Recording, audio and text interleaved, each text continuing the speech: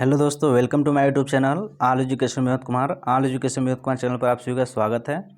देखिए दोस्तों, आज हम लोग करंट अफेयर्स 8 जून का 2023 का कुमार गौर सर का जो अभी क्लास लिए हैं उसका रिवीजन के लिए मैं 15 मिनट का ये वीडियो बन रहा है। इसमें टोटल जितना वो सर पढ़ाए हैं मैं टोटल यहाँ पर कराने वाला हूँ। सिर्फ 15 मिनट में रैपिड फायर रिवीजन होगा। ठीक है दोस्तों, तो आप लोग चैनल पर नए हैं तो प्लीज़ चैनल को सब्सक्राइब कर लीजिएगा और बेल आइकन को प्रेस करना दोस्तों ना भूलिएगा। ठीक है, एकदम जो सर वहाँ पर जो लिखे हैं वहीं पर मैं यहाँ पर लिख कर आप लोगों को समझाने की कोशिश करूँगा। ठीक है, लेकिन बहुत तेज़ ये वीडियो होगा। ठीक है दोस्तों, तो इसमें 15 मिनट में यहाँ पर डेढ़ से पौने 2 घंटे का कंटेंट समाप्त करना है सिर्फ 15 मिनट में। ठीक है दोस्तों, तो चलिए हम लोग शुरू करते हैं। क्वेश्चन नंबर फर्स्ट है हम लोगों का, हाल ही में किस देश ने अपनी पहली हाइपरसोनिक मिसाइल फतह का अनावरण किया है? तो इसका आंसर हो जाएगा ईरान। ठीक है दोस्तों, अब फतह के बारे में हम लोग जान लेते हैं। फतह मिसाइल का फारसी भाषा विजेता होता है और ये राष्ट्रपति इब्राहिम जो वहाँ के हैं उनके द्वारा ये लॉन्च किया गया है। ठीक है, इसकी स्पीड 15 मैक है और इसकी रेंज जो है 1400 किमी है। ठीक है, अब बात कर लेते हैं, भारत के पास सुपरसोनिक मिसाइल है जिसका नाम क्या है? ब्रह्मोस। ठीक है दोस्तों, अब किसके किसके पास आपके ये मिसाइल है जो हाइपरसोनिक? तो यूएसए के पास, रशिया के पास और नॉर्थ कोरिया। ठीक है दोस्तों, अब बात करते हैं आगे। खैबर मिसाइल यह ईरान की मिसाइल है। यह चौथी पीढ़ी की बैलिस्टिक मिसाइल है। यह सतह मार करती है और इसकी रेंज कितना है? 2000 किमी। ठीक है दोस्तों, अब आगे रामसर कन्वेंशन के बारे में देख लेते हैं। यह कहाँ पर है? ईरान में है। इस स्थापना को हुआ था 2 फरवरी 1971। वर्तमान में कितने भारत में रामसर साइट है? 75। फर्स्ट जो रामसर साइट है वो चिल्का। और बात कर लेते हैं सबसे अधिक इस वर्तमान में किस राज्य में रामसर साइट है? तो आपका तमिलनाडु हो जाएगा दोस्तों। ठीक है, अब आगे देखिए ब्रह्मोस मिसाइल। यह सुपरसोनिक क्रूज मिसाइल है। यह ज़मीन के समीप से होकर चलती है। ठीक है दोस्तों, अब बात कर लेते हैं हार्मुज जल संधि। यह फारस की खाड़ी को ओमान की खाड़ी से जोड़ने वाला जल मार्ग है। हार्मुज जल संधि फारस की खाड़ी को ओमान की खाड़ी से जोड़ने वाला जल मार्ग है। ठीक है दोस्तों, अब देखिए क्वेश्चन नंबर 2 है हम लोगों का, 58वां बान जलवायु परिवर्तन सम्मेलन 2023 किसके नेतृत्व में आयोजित किया जा रहा है? ठीक है, तो किसके नेतृत्व में आयोजित किया जा रहा है? UNFCCC के नेतृत्व में ये सम्मेलन किया जा रहा है। ठीक है दोस्तों, अब कुछ देख लेते हैं यहाँ पर। 1992 में जो रियो सम्मेलन हुआ था ब्राज़ील में, ये पहला पृथ्वी सम्मेलन था। वहीं पर एजेंडा 21 तय किया गया था और वहीं से एक संगठन बना जिसका नाम है UNFCCC, जिसका फुल फॉर्म है united nation framework convention to climate change. ठीक है दोस्तों, अब आगे देखिए हम लोग देखते हैं UNFCCC का गठन कब हुआ था? तो इसका गठन हुआ था, आप लोग देख सकते हैं, इसका गठन 1994 में हुआ था। इसमें सदस्य देश 197 हैं। इसका हेडक्वार्टर कहाँ है? बॉन, जर्मनी में। सदस्य देश की जो मीटिंग होती है उसे क्या बोलते हैं? कॉन्फ्रेंस ऑफ पार्टी, COP बोलते हैं। और फर्स्ट COP कहाँ पर हुआ था? बर्लिन में हुआ था, जर्मनी, 1945 में दोस्तों। ठीक है, अब आगे देखते हैं हम लोग। 58वां जो बान जलवायु परिवर्तन सम्मेलन है यह कहाँ पर हो रहा है? तो ये जर्मनी में हो रहा है। ठीक है, अब बात कर लेते हैं, ये जो 58वां, ये तो हर साल में ये 2 बार होता है। ठीक, अब देख लेते हैं जो COP 27 हुआ था वो कब हुआ था, वो कहाँ हुआ था? COP 27 देखिए शर्म अल शेख मिस्र में हुआ था और COP 28 जो है UAE में होगा। ये इन्हीं के बीच में ये 58वां जलवायु परिवर्तन शिखर सम्मेलन हुआ है दोस्तों। ठीक है, अब आगे देख लेते हैं। वर्ल्ड इकोनॉमिक फोरम WEF की स्थापना 1971 में हेडक्वार्टर जिनेवा दावोस बैठक में हुआ था। ठीक है दोस्तों, वर्ल्ड वाइड फंड देख लेते हैं, ग्लैंड, स्विट्जरलैंड में हुआ था। IUCN जो रेड डाटा बुक जारी करता है उसका हेडक्वार्टर कहाँ है? तो ग्लैंड, इसका भी हेडक्वार्टर ग्लैंड स्विट्जरलैंड में ही है। अब आगे दोस्तों देख लेते हैं COP 15, बहुत ही इंपॉर्टेंट है। COP 15 COP conference of party 15, ये यहाँ पर जैव विविधता के बारे में बात किया गया था, मॉन्ट्रियल कनाडा में। ठीक है दोस्तों, अब रियो सम्मेलन कब हुआ था? 1992 में रियो सम्मेलन हुआ था, यह पहला पृथ्वी सम्मेलन था। COP 3 देख लेते हैं, बहुत ही इंपॉर्टेंट है। COP 3 1997 में हुआ था, क्योटो जापान में, ये ग्रीन हाउस गैस को कम करने के लिए। ठीक है दोस्तों, और लागू कब किया गया? लागू इसको 2005 में किया गया। अब आगे आप लोग देख लीजिए, COP 21 देख लेते हैं, कहाँ पर हुआ था? पेरिस में हुआ था, फ्रांस में। अब देखिए क्वेश्चन नंबर 3 हम लोगों का है, हाल ही में चर्चा में रहा नोवा कखोवका बांध कहाँ पर स्थित है? तो यह आपका कहाँ आंसर क्या हो जाएगा, दक्षिणी यूक्रेन या यूक्रेन। ठीक है दोस्तों। अब सोवियत संघ के बारे में हम लोग देख लेते हैं। सोवियत संघ जब था 1991 में इसका विघटन हो गया, तो उस समय सोवियत संघ में रूस था, यूक्रेन था, पोलैंड था और बेलारूस था। ठीक है दोस्तों। 1991 में इसका विघटन हो गया। क्रीमिया युद्ध कब हुआ था, 2015 में। ठीक है दोस्तों। किसके इसके बीच, सोवियत संघ रूस और यूक्रेन के बीच। ठीक है दोस्तों। 2022 में रूस ने यूक्रेन के 2 स्थान छीन लिया है। कौन कौन से, लुहांस्क और डोनेट्स्क, 2 स्थान छीन लिया है। बहुत ही इंपॉर्टेंट है, इसको याद रखिएगा आप लोग। ठीक है। अब देख लेते हैं नोवा कखोवका बांध के बारे में देख लेते हैं। नीपर नदी पर है, यह खैरसोन बांध है। और उसके बाद इसकी स्थापना कब हुए थे, खैरसोन स्थान है, वहाँ पर यह है। और 1956 में इसका स्थापना किया गया था। अब देखिए चर्नोबिल जो त्रासदी हुई थी वो कहाँ पर हुआ था, वो यूक्रेन में हुआ था। यूक्रेन की राजधानी कीव है।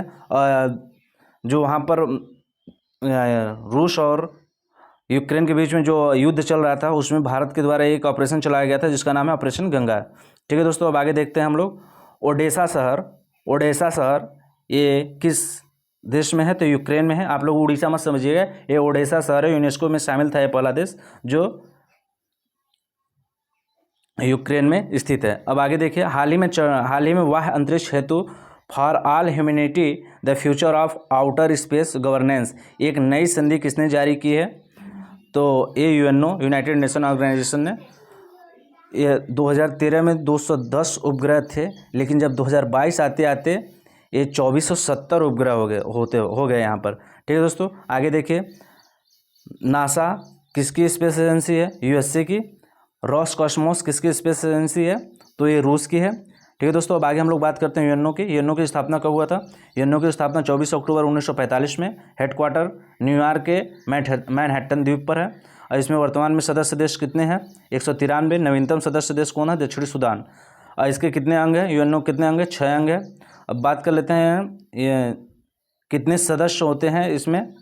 जो महासभा होते हैं उसमें 15 सदस्य होते हैं, जिसमें आपके 5 अस्थायी होते हैं और 10 अस्थायी होते हैं, जिसका कार्यकाल 2 वर्ष होता है। 5 अस्थायी में यूएसए, रूस, चीन, यूनाइटेड नेशन, यूएन और उसके बाद फ्रांस, इनके पास वीटो पावर है। ठीक है दोस्तों। अब आगे देखते हैं हम लोग अंतर्राष्ट्रीय योग दिवस के बारे में देख लेते हैं। अंतर्राष्ट्रीय योग दिवस 21 जून को मनाया जाता है। ओलंपिक दिवस 23 जून को मनाया जाता है। क्वेश्चन नंबर हम लोगों का 6 है। हाल ही में B2 मिनी उपग्रह को सफलतापूर्वक किसने प्रक्षेपित किया है। क्वेश्चन नंबर 6 हम लोगों का बहुत ही इंपॉर्टेंट है। ठीक है दोस्तों। थोड़ा सा देखिए दोस्तों, तेज चल रहे हैं क्योंकि अभी बहुत सा क्वेश्चन है, इसको कराना है और कंप्लीट कराना है सिर्फ 15 मिनट में। ठीक है। तो आप लोग भी अच्छे से एकदम रिवीजन करते चलिए, समय बहुत दे रहे हैं हम लोग। हाल ही में V2 मिनी उपग्रह को सफलतापूर्वक प्रक्षेपित किया गया, किसके द्वारा, तो स्पेस एक्स के द्वारा। ठीक है। अब देख लेते हैं B2 मिनी क्या है। यह स्पेस एक्स की कंपनी किसके द्वारा लॉन्च किया गया है, तो स्पेस एक्स की जो कंपनी थी उसके द्वारा। रॉकेट कौन सा था, फाल्कन 9 रॉकेट था। ये 22 स्टार उपग्रह लिंक को लेकर गया है और ये 2nd पीढ़ी का ये उपग्रह होगा। ठीक है। अब देख लेते हैं क्वेश्चन नंबर आगे हम लोगों का। दुनिया का पहला 3D मुद्रित रॉकेट तरन किस एरोस्पेस कंपनी ने लॉन्च किया है, तो ये रिलेटिविटी एरोस्पेस के द्वारा लॉन्च किया गया है। ठीक है दोस्तों। आगे देखें INS-2B क्या है, INS-2B क्या है, आप लोग बताइए INS-2B क्या है। तो ये भूटान के द्वारा लॉन्च किया गया है। PSLV भूटान का जो उपग्रह था उसको लॉन्च किया गया PSLV C-54 के द्वारा। ठीक है दोस्तों। अब आगे देखिए हम लोग क्वेश्चन देखते हैं। एशिया के सबसे बड़े 4 मीटर लिक्विड मिरर टेलीस्कोप का उद्घाटन कहाँ किया गया है, तो उत्तराखंड में किया गया है। ठीक है दोस्तों। भारत का पहला डार्क स्काई रिजर्व कहाँ बनाया गया है, तो ये लद्दाख में बनाया गया है। आदित्य L1 क्या है, सूर्य के लिए इसरो के द्वारा लॉन्च किया गया है, सूर्य के जांच के लिए। ठीक है, इसरो के द्वारा लॉन्च किया गया है। ठीक है दोस्तों। स्पेस एक्स के OneWeb के 40 इंटरनेट उपग्रहों को किस रॉकेट के द्वारा लॉन्च किया गया है, तो ये किसके द्वारा लॉन्च किया गया, तो फाल्कन 9 के द्वारा लॉन्च किया गया दोस्तों। आगे बात करते हैं। हाल ही में SBI ने प्रोजेक्ट कुबेर कहाँ लॉन्च किया है। SBI ने प्रोजेक्ट कुबेर कहाँ लॉन्च किया है, तो ये बेंगलुरु में लॉन्च किया है। प्रोजेक्ट कुबेर के बारे में देख लेते हैं। ये डिजिटली पेमेंट को बढ़ावा देगा, बेंगलुरु में लॉन्च किया गया है इसको SBI द्वारा। ठीक है दोस्तों। अब आगे देखते हैं। शिरोमणि समिति की सिफारिश पर किसकी स्थापना की गई थी, तो शिवरमन समिति की सिफारिश पर आपकी नाबार्ड की स्थापना की गई थी। कब किया गया था? 12 जुलाई 1982 में। वर्तमान में इसके हेड कौन है? के.वी. साजी हैं। ठीक है दोस्तों, अब आगे देखते हैं एसबीआई का राष्ट्रीयकरण कब किया गया था? तो एसबीआई का राष्ट्रीयकरण 1955 में किया गया था। किस समिति की सिफारिश पर एसबीआई इसका नामकरण हुआ था? तो नाम हुआ था, तो ये गोरे वाला समिति की सिफारिश पर। पहले इंपीरियल बैंक था। इंपीरियल बैंक में कौन कौन से बैंक थे? Bank of Bombay, bank of Madras, bank of Kolkata. ठीक है दोस्तों, फिर उसके बाद आपका ये 1955 में एसबीआई बन गया। अब फिर 1921 में इंपीरियल बैंक बना था। अब आगे देखते हैं आरबीआई की स्थापना कब हुए थे? तो आरबीआई की स्थापना जो है 1934 का एक्ट एंग हिल्टन आयोग, जिससे शाही आयोग भी हम लोग बोलते हैं, 1 अप्रैल 1935 में स्थापना हुआ था। और सिडबी का मुख्यालय कहाँ है? लखनऊ में है दोस्तों। इंद्रधनुष योजना जो है वो बैंकिंग से संबंधित है। इंद्रधनुष योजना, आप पूछे मिशन इंद्रधनुष किससे संबंधित है? तो आपका स्वास्थ्य से संबंधित है। ठीक है दोस्तों, अब आगे बात करते हैं। हाल ही में चर्चा में रहा वरुणास्त्र का संबंध किससे है?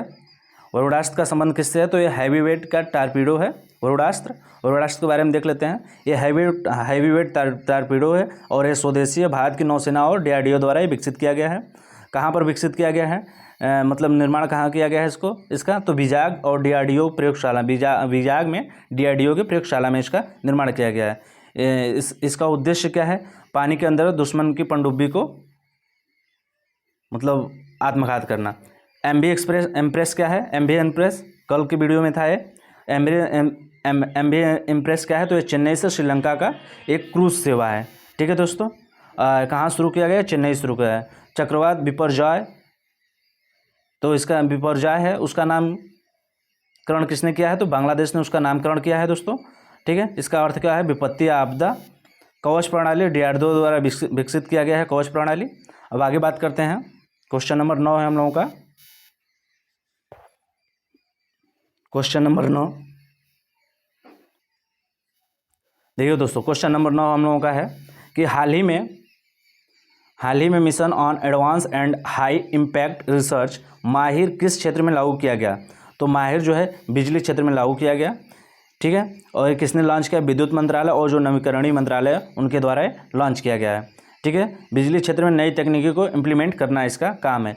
और कब तक काम करेगा? 2023 से लेकर 2028 के बीच में एक काम करेगा दोस्तों। कब इसको लॉन्च किया गया? 7 जून 2023 को। इसका लक्ष्य कितने इसके लक्ष्य हैं? 8 इसके लक्ष्य हैं दोस्तों। अब आगे बात करते हैं। आगे हम लोगों का भारत का पहला सौर ऊर्जा से संचालित गांव कौन सा है? भारत का पहला सौर ऊर्जा संचालित गांव, तो ये मोढेरा गुजरात है। ठीक है, मोढेरा गांव है वो गुजरात में है। सौभाग्य योजना 25 सितंबर 2017 को आया। किससे संबंधित है? तो बिजली से संबंधित है। बिजली का मतलब फ्री में कनेक्शन देना। उजाला योजना एलईडी बल्ब से है और ये 2015 में आया दोस्तों। अब आगे बात करते हैं, फेम योजना का संबंध किससे है? फेम योजना का संबंध इलेक्ट्रिक व्हीकल से है। अब क्वेश्चन नंबर 10 हम लोग का दोस्तों है, हाल ही में चर्चा में रहा ऑपरेशन ब्लू स्टार का संबंध किस राज्य से है? हाल ही में चर्चा में रहा ऑपरेशन ब्लू स्टार का संबंध किस राज्य से है दोस्तों? तो इसका आंसर हो जाएगा पंजाब। किस राज्य से है? तो पंजाब राज्य से है दोस्तों। अब आगे बात करते हैं हम लोग। अब जो ऑपरेशन ब्लू स्टार था ये कब से कब तक चला था? 1 जून 1984 से लेकर 10 जून 1984 के बीच में चला था। कहाँ पर? अमृतसर जो स्वर्ण मंदिर है उसमें। वो उस समय जो जनरैल सिंह भिंडरवाला के नेतृत्व में खालिस्तान की मांग की गई थी, जिसके विरोध में सेना के द्वारा कार्रवाई की गई, जिसका नाम क्या पड़ा? ऑपरेशन ब्लू स्टार दोस्तों। अब आगे बात करते हैं।